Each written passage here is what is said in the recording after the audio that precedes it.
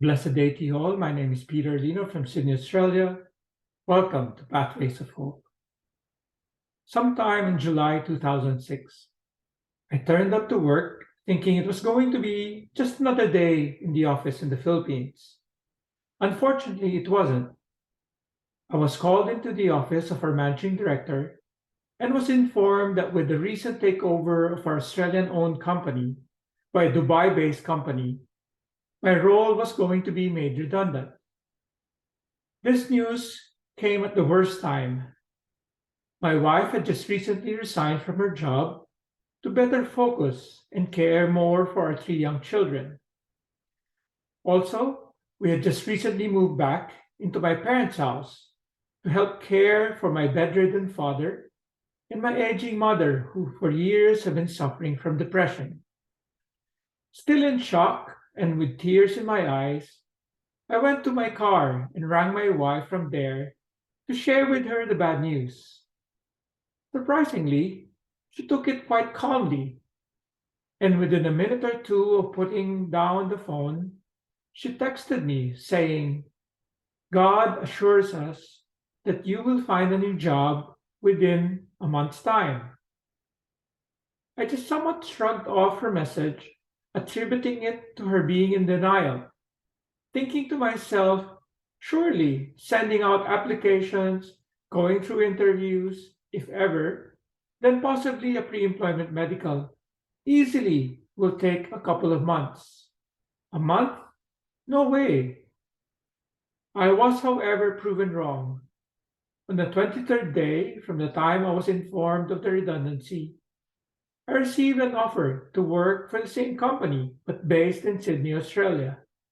And the following day, I received another offer, this time for a global role within the same Dubai based company, which bought out the company I was working for.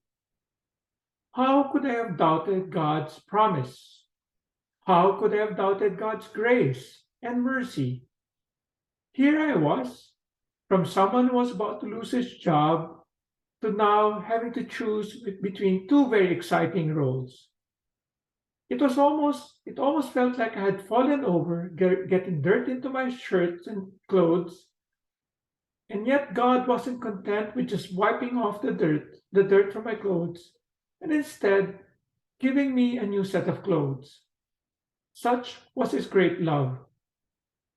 This was just one in many of my life experiences wherein, though undeserving of God's love, and on several occasions even doubting what He is able to do in my life, God chooses to show the compassion and unconditional love, rather to show me compassion and unconditional love.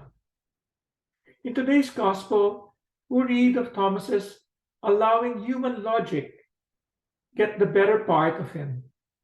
Unless I see the mark of the nails in his hands, and put my finger into the nail marks, and put my hand into his side, I will not believe. But upon seeing Jesus stand right before him and speak to him, it was only then that he was able to declare, My Lord and my God. Dear friends, as you reflect on today's gospel, I invite you to look back in your life and recall the many times you were given the opportunity to put your fingers into the very nail marks on Jesus' hand.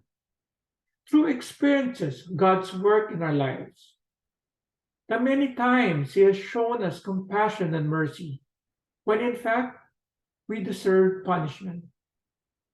I then invite you to say your prayer of thanks, and like Thomas, acknowledging Him as my Lord and my God.